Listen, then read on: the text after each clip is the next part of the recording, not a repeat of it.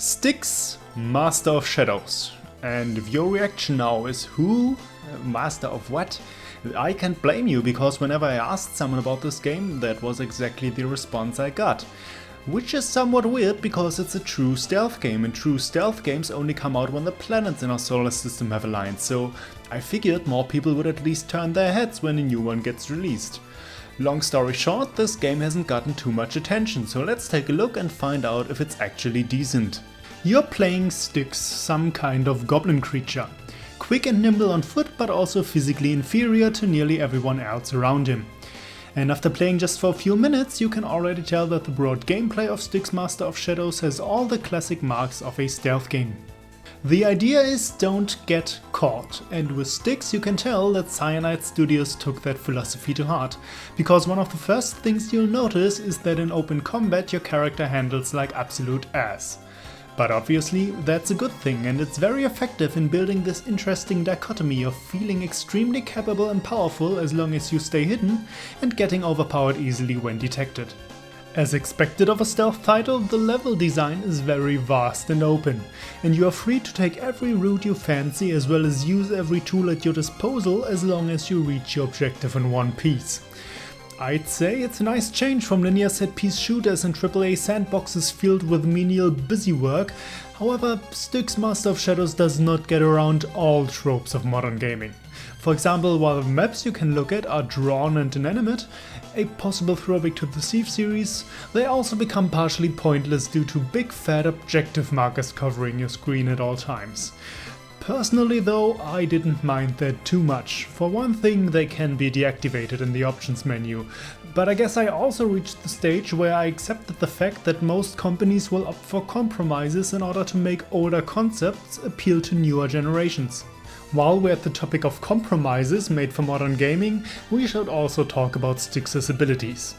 Yes, there are lethal one-button takedowns from behind and from above, but in order for them to be executed silently, they require some time. Time in which you very much might be detected by other guards. Yes, there's this thing called Amber Vision that changes what you can see and how you can see it, but to my relief it is not typical X-ray vision. The only thing it does is highlight the objects that you can interact with, which I actually found useful given the somewhat murky aesthetics of the game and fairly irregular placement of interactables. Other than that, most skills are fairly straightforward but viable. What deserves extra mention, however, is the ability to create a slightly weaker clone of yourself, and you can always switch control between him and the original.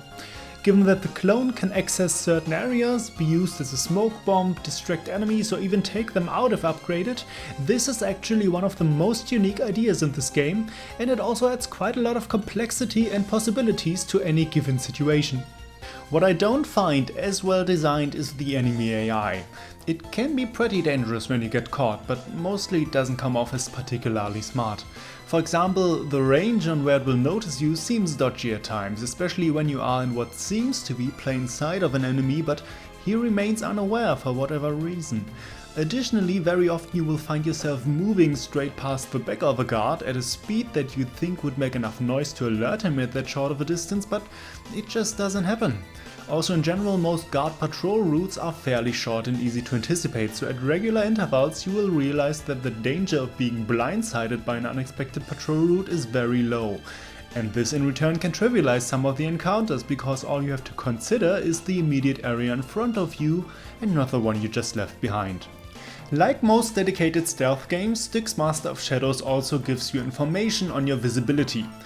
The most important indicator of how hidden you are is, and now please prepare yourself for this absolutely ingenious idea, that glowing orange lines start appearing on your character.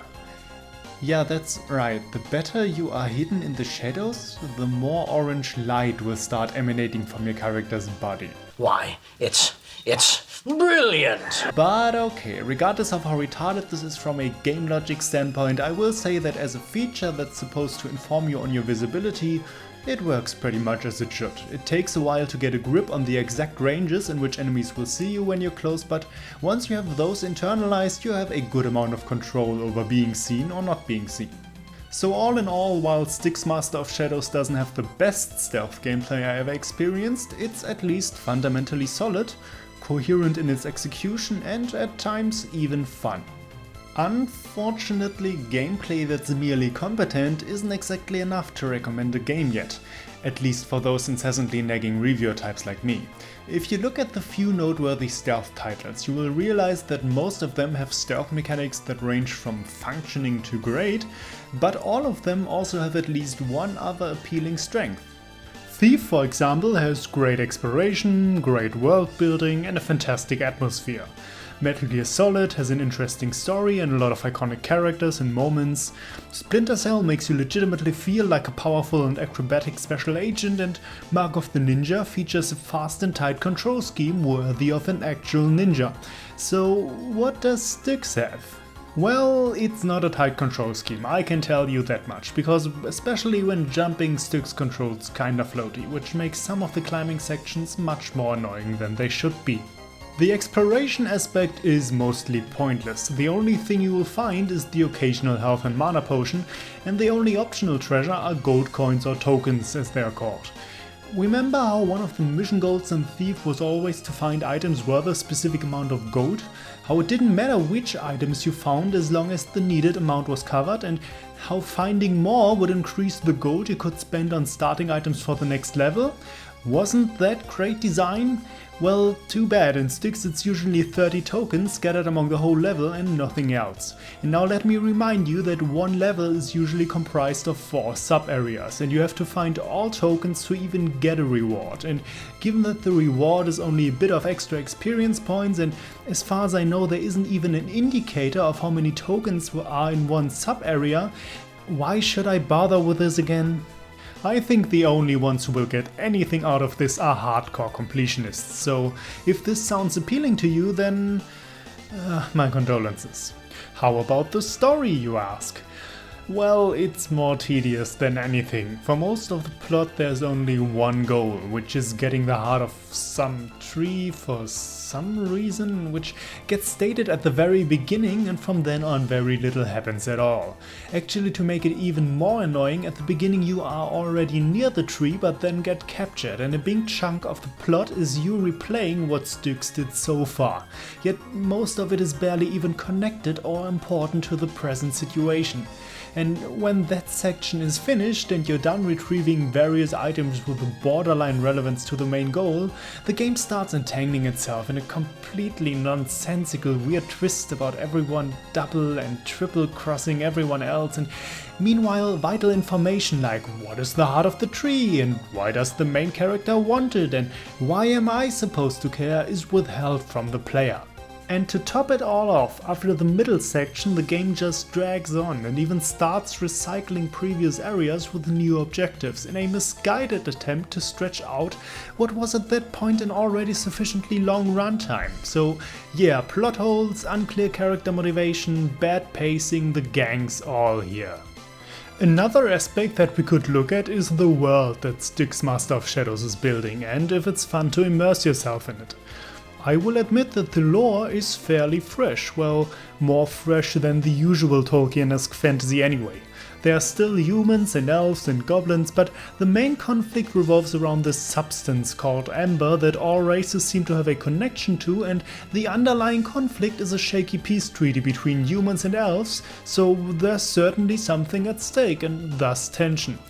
But whatever potential there could be is completely let down by just awful writing.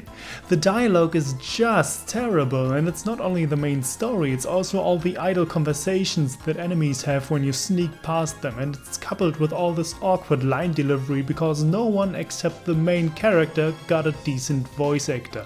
Another beautiful day at the atrium. It's burning sun, it's dripping walls, it's delicate odour of burnt amber. Shut up, would you? The game in general is trying way too hard to build this gritty and harsh environment, so of course all the visuals have to be murky and joyless, and there's nothing very artistic or coherent about them either, which just means that the art direction is dull, and I grew tired of looking at it fairly fast. And since our world has to be so dark, naturally almost every character is a mean-spirited cunt and makes inappropriate comments and is on drugs and uses the words piss piss and shit and fuck and every other sentence and oh come on, this is just dark fiction how a goddamn 13-year-old would imagine it. Excuse me if I don't find your edgy dystopia a very appealing place to immerse myself in. So after closer examination it appears that Styx Master of Shadows does not engage me on multiple levels, since most aspects of it that aren't gameplay are fairly weak. Unfortunately, this leaves me very conflicted on my final verdict, because usually I am one of the first people to remind everyone that gameplay is the most important aspect of a game. Then again, it's not like the stealth mechanics are stellar or anything, they're merely competent with some minor issues. But then again, it's true stealth, people. Would it really be fair to ignore one of the few well-meaning attempts to even release something in this genre? Let me put it this way, if you are a fan of stealth and you're really craving some sneaky action, then you might as well give Styx Master of Shadows a try. Just don't foster expectations that are too high, and maybe then the game will be able to positively surprise you. My name is BoukenJima. Make it happen.